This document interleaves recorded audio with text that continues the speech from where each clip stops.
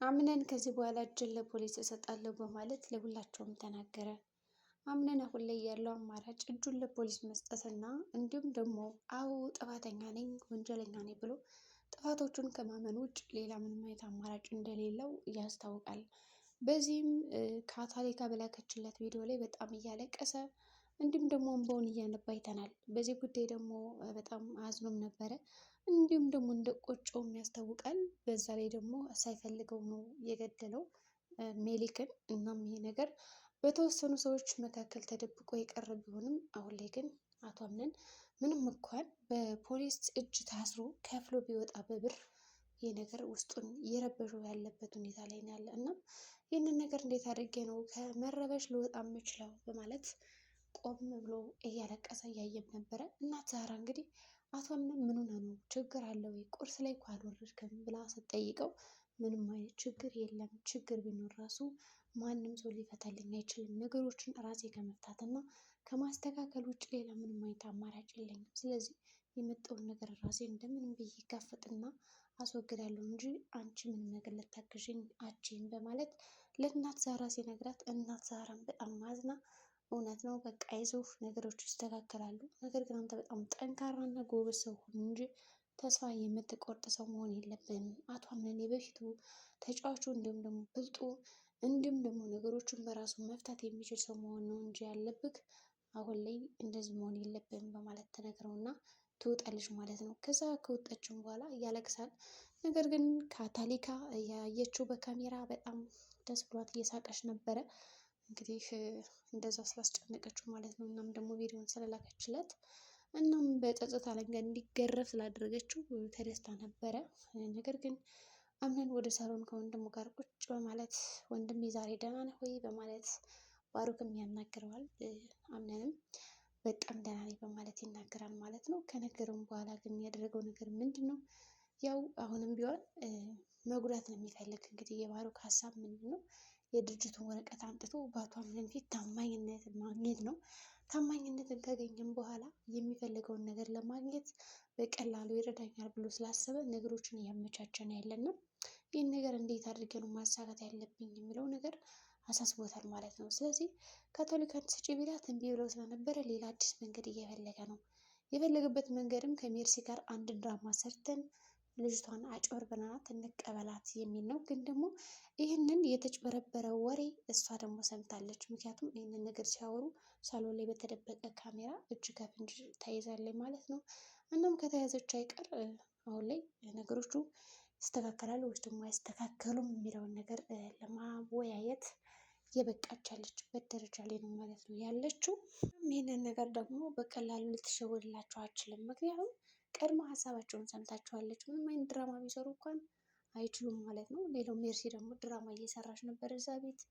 እኔ በቃ አንተን ብዬ መጥቼ ወንድሜ ልጅ እነሱ ግን እየተጫወቱብኝ ዛራና ሞርዜና መሳቂያ መጫወቻ አረጉኝ። ሁለታቸው እያወሩ በነበረበት ሰዓት እኔም እንደ ጓደኛ ከእናንተ ጋር ሆኜ ልጫወት ልሳቅ ባልኳቸው እነሱ ግን አገለሉኝ ብላ አቶ አምነን ትናገራለች። አምነን እንግዲህ በጣም ደብሮትና ከፍቶት በነበረበት ሰዓት ሜርሲ ሂዳ ችግሮቹን እንደመጋፈጥና እንደማማከር አይዞን እንደማለት ምንድን ነው ያደረገችው? ከአምነን ፊት ሂዳ በማስመሰል እንዲስተካከልላትና እንዲሁም ደግሞ ተቆጥቶ ለምንድን ነው አክስቴ እንደዚህ የምታረጓት? ልክ እንደ ቤቷ መሆን አለባት ወይስ ደግሞ የሰው ቤት ነው ብላችሁ ነው እንደዚህ የምታሰቃዩት ብሎ እንዲናገራቸው ነው የፈለገች። እናም እሷ የፈለገችው ነገር ሆኖላታል። አቶ አምነንም ምንድን ነው ያደረገው? ምን ሆናችሁ ነው? ትላልቅ ሰዎች አይደላችሁ? ከአሁን በኋላ እንደዚህ አይነት ነገር መስማት አልፈልግም።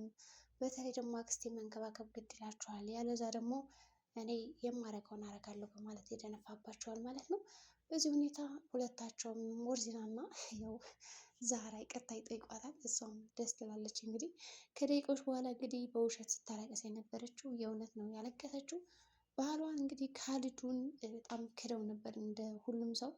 ያው የሜርሲ ገጸ ባህሪ መካር ነው፣ ሰውን ማጭበርበር ነው፣ ገንዘብ መውሰድ ነው፣ ወይም ማጣላት ነው፣ ወይ ደግሞ ምስጢራቸውን አውቃ ጉድ መስራት ነው የሷ ስራና እንግዲህ ካሊዱን ብሩን፣ ሀብቱን፣ ንብረቱን በቃ ያለ የሌለውን ነገር ውስድ አድርጋ ተሰውራበት ነው ወደ አምነን ቤት የመጣች እና ካሊዱንም በጣም ብዙ ዓመት እየፈለጋት ነበረ የት እንዳለች ስለማያውቅ። ዛሬ ግን አግኝቷት የት እንዳለች እኔ አሁን መጥቼልሻለሁ፣ በቆፈርሽው ጉድጓድ አስገባሻለሁ እንጂ ዝም ብዬ የምምርሽ እንዳይመስልሽ፣ ካልዱንም አይደለሁም ይሄን ነገር ካላደረኩ ማለት ይደነፋባታል። ከዛ በጣም ደንግጣ እያለቀሰች ነበረ።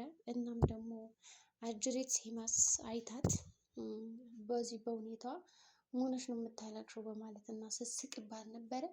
እንግዲህ እባክሽ ተይኝ ጥሩ ስሜት ላይ አይደለውም ብላ ስትነግራት እንኳን ቀለዳባትና ሹፋባት ነበር የሄደችው። ነገር ግን ቤሊን ትረዳታለች ብዬ አስባለሁ። አሁን ሜርሲ እንደዛ አልቅሳ ስታያት፣ አዝና ስታያት ጓደኛሞች እንደመሆኑ በቤሊ ምክንያት ልትቀየር ትችላለች። ማን ያውቃል? ካልዱንም ቢሆን ጥሩ ሰው ሊያደርጋት ይችላል። ያው ሚስት አይደለች? አንቺ ማለት ገንዘብ ወዳጅ ነሽ። ገንዘብ ባይንሽም በሁሉም ነገርሽ ያለ ነገር ነው። ያለ ገንዘብ ሌላ ምን የሚታይሽ ነገር የለም እና ሰውን እንዴት ነው እንደዚህ ጎዳሽው? በቃ እና ደግሞ በጣም ጠረጴዛ ላይ ምግብ ላይ ቁጭ ብሎ እየበሉ እያለ እሷ ናት የሰራችልን ምግቡን እያሉ ለእሱ ሲያሞግሱት፣ የኔ ሚስት እኮ በጣም ጥሩ ሰው ናት፣ በጣም ጀግና ባለሙያ ናት። እኔ ግን ማቃት በጣም ነበር የምታወራው። አሁን ግን ምንድን ነው እንደዚህ ዝምተኛ ያደረጋችኋት? ይላል ማለት ነው።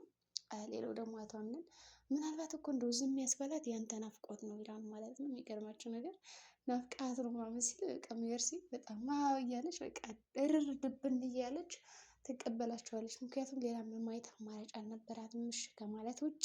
ስለዚህ የእሱ ሀሳብ ምንድን ነው? ነገሮችን ማስተካከል እና እሺ ብላ ከመቀበል ውጭ አማራጭ አልነበራትም። እንደምንም አድርገው አሳምነዋታል።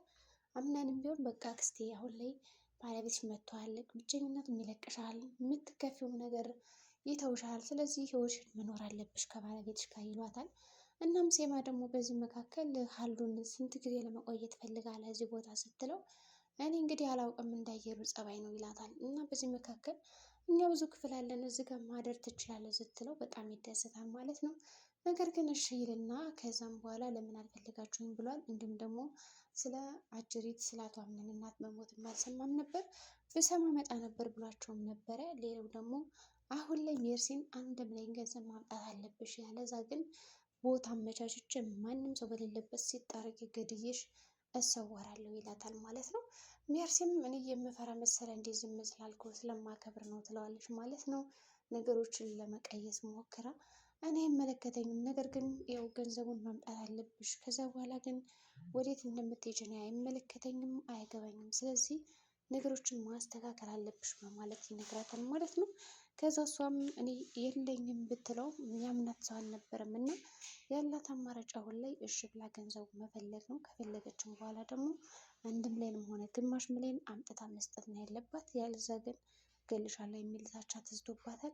ስለዚህ አሁን ሜርሲ ይህንን ገንዘብ አምጥታ ትሰጠዋለች ወይስ ደግሞ የለኝም ትላለች? በእርግጠኝነት የሆነ ገንዘብ አምጥታ ትሰጠዋለች ብዬ አስባለሁ። ምክንያቱም በጠላቶቿ ፊት መዋረድ ስለማትፈልግ